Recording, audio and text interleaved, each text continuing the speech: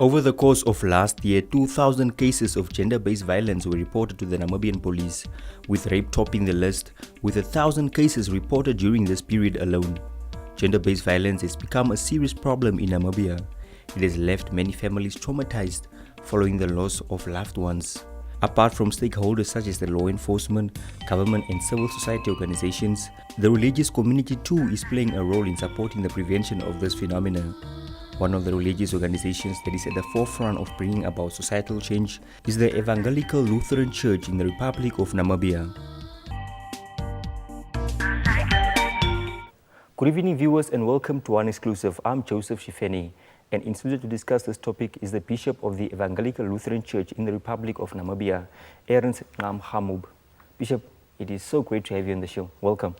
Thank you. All right. First of all, it is perhaps, we see it in the news almost on a daily basis, and this is why I would like us to start off with it first. I'm talking of gender-based violence. It is regarded as the biggest challenge to face our society today. What is the church body's stance on this matter? Thank you very much for the question.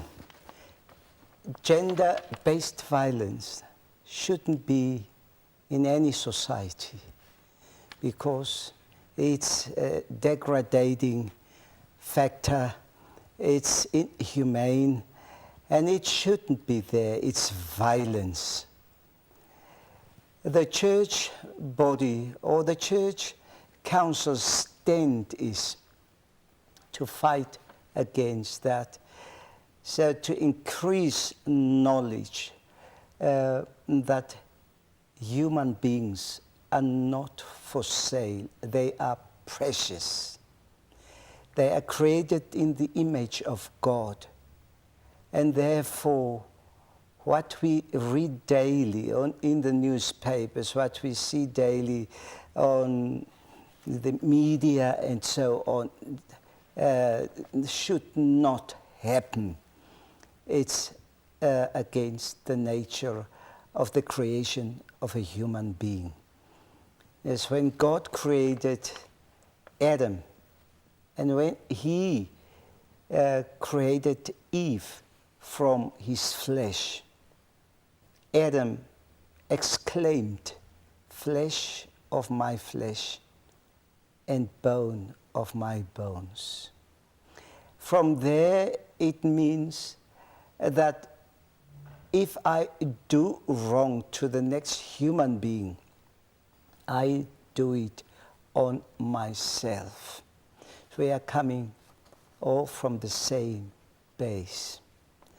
The stand of the Church Council is to fight this evil through the organs that we do have with creating knowledge and foster respect to one to the other.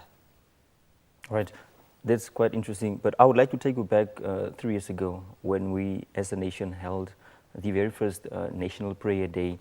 It was led by the president of that time, Ifikepunye Pohamba. But would you say between then and now things have changed? I think that prayer day and the call of the president contributed or spoke to the hearts of many Namibians. It changed somehow, but not for the better, not at all. So it is still flourishing, and therefore such prayer days would be necessary. They don't need to be called out by the president. It should be called out by the churches, and the president should be invited. Right. So what you're saying is that things have not quite improved. Then what needs to be done to take care of this problem for good? Yeah, I think the government as well as the churches, they should embark on the conscientization that human beings cannot do what we are doing at this moment to one another. That is illegal, that is wrong, that is not good, absolutely not good.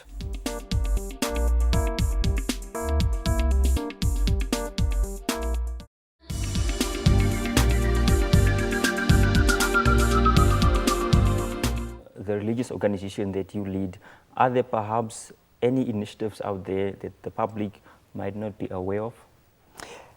We do have the LCAP, and LCAP stands for the Evangelical Lutheran Church HIV and AIDS program. This program is running awareness programs through young and old, through school kids, and so that we could come to that awareness that human beings should take care in the most precious way after one another. And what were the results of these programs? Were they effective? Have people changed? Yeah, they are effective, definitely, because we do it with the trust upon God that these human words that we speak to one another will be carried by the Spirit of God for change. Bishop, I would like to speak to you about the basic income grant that your church has been advocating for almost 10 years now. I understand that other church leaders and political leaders have not been in support of it. What is your view on that? My view on that is we do have eyes to see. We do have hearts to feel. And we do have ears to hear the cry of our people, the poverty that our people are living under, the hard and harsh situations they have to go through. And therefore, this call for uplifting or eradicate poverty should not just be a matter of one church. It should be one of the core calling of the church. And we should take hands with the government and go on the path to uplift poverty. Right. And would you say that that is the key initiative that you think will bring about socio-economic justice? I think next to what the state is doing, that could be a contributing fact and complementary to what the state is doing. So we cannot just say the state is doing what it can do and sit back while we see our people are suffering. And our calling is also to attend to those that are suffering.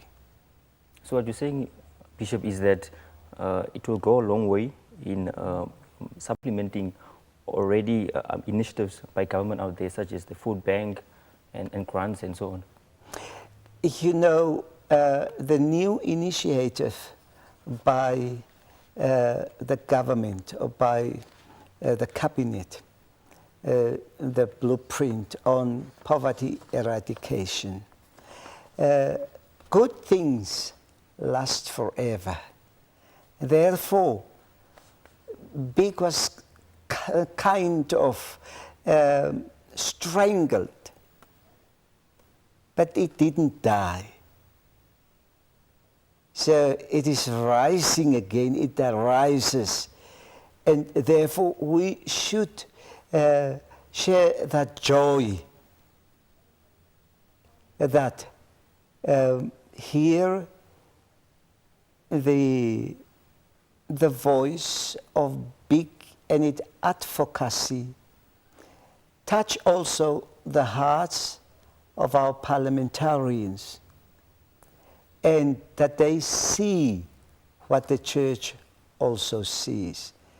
And it's not just the church, there are some other groups that have joined the big agenda from many years ago, or since its inception. Right. I understand that Elseron recently held its 27th synod in Keetmanshoop recently. Can you tell us about that? Yes, we had a very successful, peaceful synod, and we praise the Lord therefore. The 27th synod was celebrated under the theme of the 12th Lutheran Assembly, and also the theme of the 500 years of Reformation, liberating by God's grace, with the three sub-themes: salvation not for sale, human beings not for sale.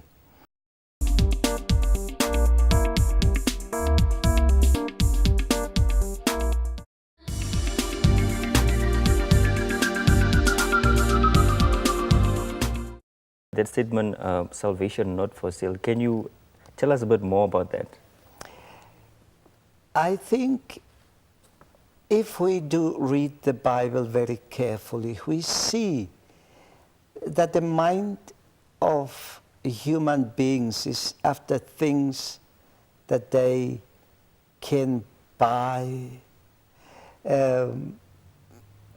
those things that they can buy for themselves, to have for their possession. And that is what Jesus has come for and why he died for. So he paid the price in total. We don't need today to buy salvation. We don't need to impress God that we are better than the others. Because his love is for everybody the same, and he paid the same price for everybody.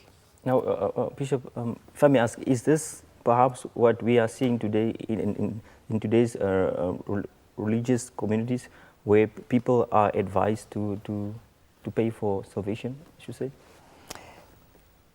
That is what we see today, and that is against that we are preaching and calling.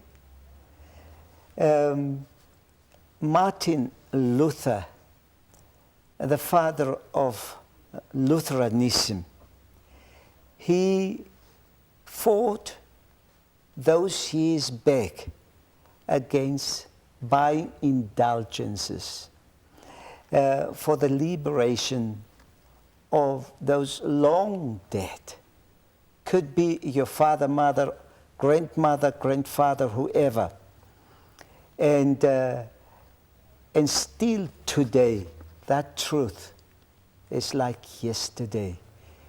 What people are advised to go and buy for, that's not salvation, and that's not the gospel. All right, Bishop. So what are some of the other key resolutions that also came out of the synod? The key resolutions, one of them is the question on land reform. We had a very precious discussion about that. And you, as a reporter, would know if you would hear some or invited to a land conference, everybody streaming to that. Indeed. Yes. And the importance is the land belongs to God, and He entrusted it to human beings so that everybody can live, having a peace, can live. We do have an organized life in cities and towns and something like that. But it doesn't mean it should be at the cost of the people that are already suffering, that the rich go richer and the poor becoming poorer. So that is the argument that you will bring forth at the land conference that was postponed to beginning of next year. Yes, we will be definitely as a church a role player to better understanding on the land, and that it belongs to everybody in Namibia. I'm aware that last year the Lutheran Church held a press conference where it condemned some pastors that were referred to as runaway pastors from the church.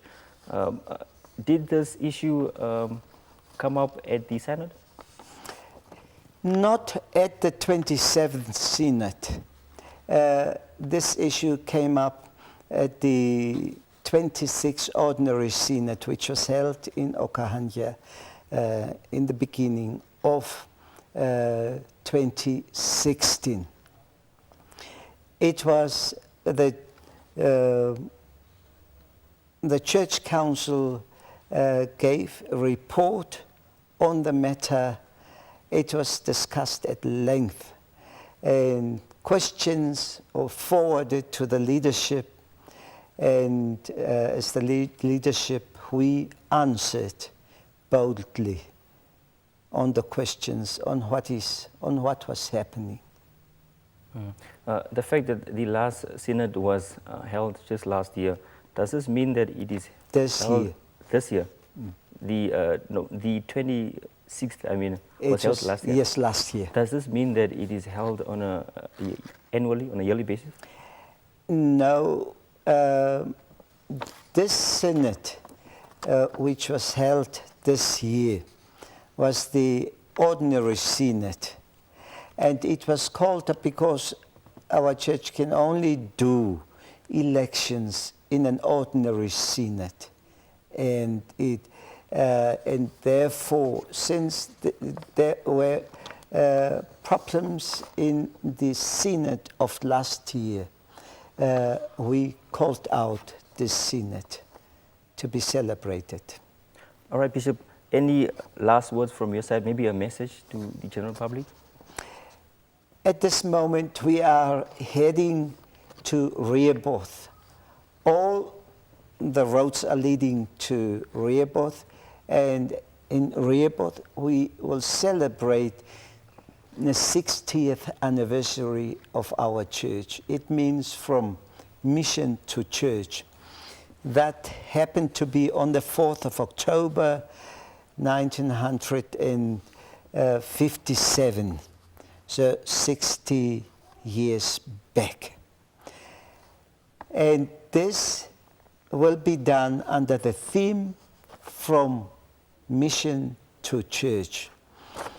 This celebration will also be done on the theme of the 500 years of Reformation liberated by God's grace. Coincidentally, with this of the 60th anniversary, we will celebrate also 500 years of Reformation as a church. And this will be done from the 3rd to the 5th of November in Rehoboth. So all the roads are leading to Rehoboth. It will be good. You are also invited. All right, Bishop. Yeah. Thank you for the invitation. My very last question, who are those that are expected to be attending this anniversary? That's the whole church, the Evangelical Lutheran Church, from the north to south, from west to east. All parishioners and pastors, and pastors in retirement, so we can say senior citizens, the young, the small ones. The Yeah. old. Bishop, let me thank you so much for that. Thank you and God bless. All right, thank you. And with that, we have come to the end of the program. Be sure to share your thoughts with us on our social media pages.